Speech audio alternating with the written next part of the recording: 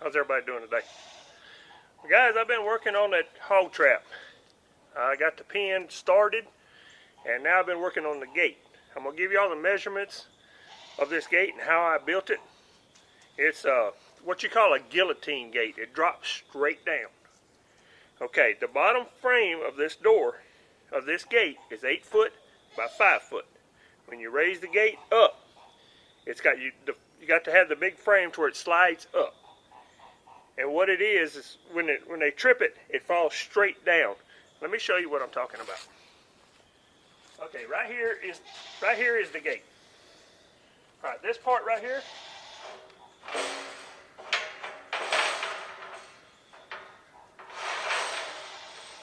That slides up.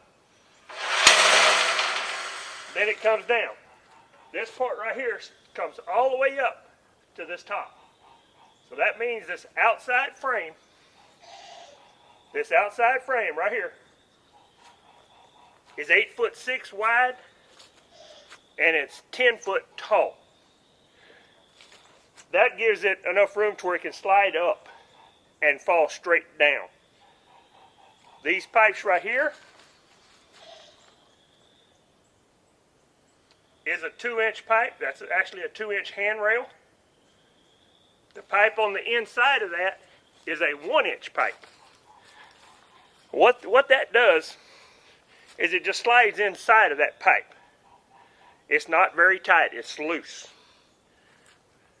What you see on this square box in the back, I'm going to have me a trigger mechanism coming that will trip and fall straight down. There'll be another video on that and showing you how it's set up. But right now, it's just, I got the gate done. This is what you call a horse panel on the front. It's 2 inches wide and 4 inches tall. Very, very strong. It depends on where you're living at. They got them at Tractor Supply. They run close to $70 a piece. But it's very, very good wire. Real tough wire. The pipe that's all on this thing is all old pipe. It's all repurposed. This whole thing is just repurposed iron. It's iron that I had and I picked up from friends of mine to make this. It's got little square tubings on the bottom. You can actually use anything you want. The main part of this gate is the 2-inch pipe and the 1-inch pipe on the inside. That makes your hinge where it slides up and down. Alright, I brought you in a little closer so I can show you what I got right here. This yellow pipe is 5 foot, well, it's not quite 5 foot long. This would be 5 foot. I built this gate the size of the material that I had. This pipe, it'd be better if it was 5 foot because it'd come all the way up to here. Which really doesn't matter because it's going to the top of this trap. They're not going to be up there anyway. When it comes down, it's got a backing behind it. Okay, this yellow pipe is 2-inch pipe, which is a handrail material. This is a 1-inch conduit. Just regular old conduit pipe. It really doesn't matter what you got. It's just whatever you got to work with. And it slides in that pipe like a hinge. This outside pipe is a 2-inch heavy gauge pipe. So this trap is very heavy. Now guys, I know a lot of you is going to think that trigger mechanism, that the gate's going to be too heavy for that. If they run about 60 pounds of weight, them gates, in that neighborhood somewhere, this gate's probably closer to 85, 90 pounds. It's pretty heavy. But all I got to do is put me a counterweight on the top. I'll put me a wheel on the top with a roller, put me a rope from the top of the gate over that, then I'll go to another tree with another roller and drop down with a counterweight. Just enough to offset the weight of that gate. Just you got to use your little common sense and kind of work it out to where you get the weight just what you want. You want it heavy enough to fall, heavy enough to stay down, but not too heavy that your trigger system will be in such a bind to make it trip. But guys, there's going to be more videos out on this gate after it's set up. Everything's done. But I just wanted to give you all the measurements of how I built that. These panels come 5 foot by 16 foot. This is cut in half, so you're actually 8 foot by 5 foot. The outside frame is 8'6" by 10'2". Now I've got some legs on the bottom. My pipes were an extra 2 foot long, so I let them run long. I'm going to use the post hole digger and bury them down in the ground. That keeps your bottom of your trap from kicking out. I don't have to have no post. I'll actually be using it as a post. And it's just braced up. You can kind of see everything is welded. The wire's welded to it. There's nothing tied. Everything is welded. I've got about 3 evenings and 1 whole day in the shop welding this up. I've been working on it quite a while. When I get home from work, I stay in there an hour or so and weld for a while. But I finally got the gate pretty much done. I'm waiting on some stuff to come in so I can finish it out. But I just wanted to show y'all what it looks like and what it's going to be. This is going to be, I'm going to call it the ultimate gate. It is your problem with your smaller traps.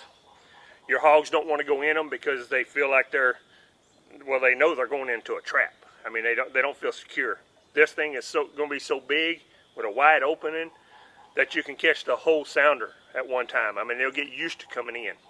I've been feeding corn and different stuff in the trap already, and I'm just going to keep adding to it.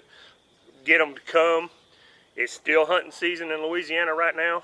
When hunting season's over with, people will quit putting out so much corn. The hogs are going to get hungry. They're going to start looking for food. That's when you catch your hogs around here, in February and March. That's your best time. There's not your green vegetation coming up yet, and they're hungry. That's when you do the best catching your hogs. Well, guys, if you like this kind of content, give me a thumbs up, share it out, and let me know what you think about this this gate I built. I'm kind of proud of it. I've been working pretty hard on it. I think it's going to work good.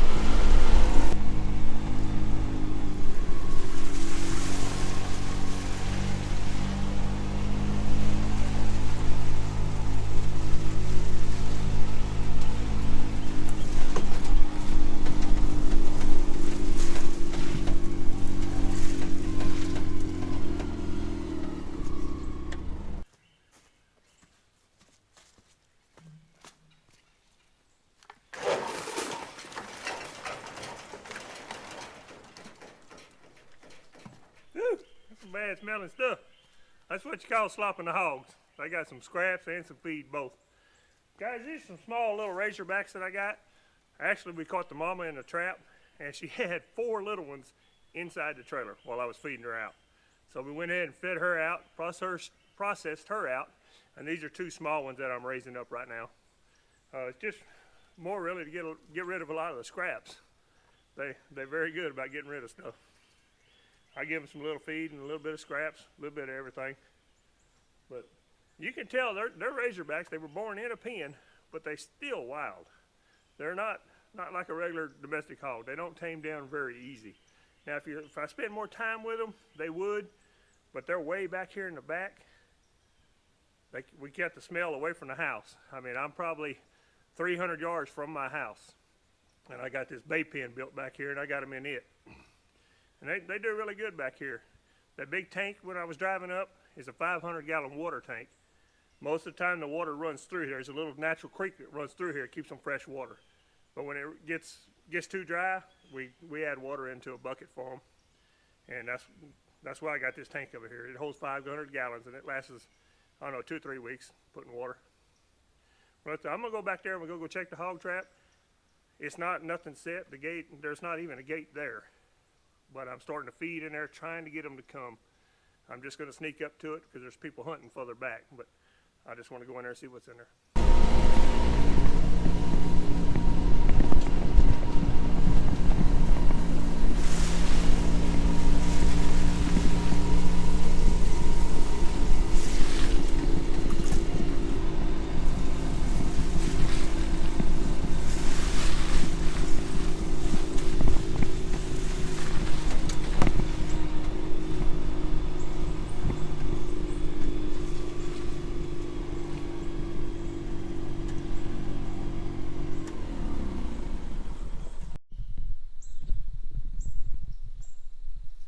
Alright y'all, I'm on the back side of the trap right now. Only thing I got coming in there that I can see, it rained pretty good last night. These coons coming in. You got to feed them too. But this is outside the trap. This is where the hogs are staying at. There's a creek right back there. And what they're doing on this side over here, there's a main creek which is about a mile. And then there's another one over there, a main creek, which is about a mile with a bunch of rice fields. Them hogs travel from this side to that side, and we're kind of in between the two, and we're right here on a small creek. And we got a good sounder of probably about 30 on this one side, and there's 2 or 3 good boars on this other side, which I'm gonna try to put some pictures up in this video and let y'all see what's coming in here. They come through, they don't stay around a lot. But like I said, they're still feeding corn everywhere. When everybody else quits feeding, that's when we're gonna do good in here.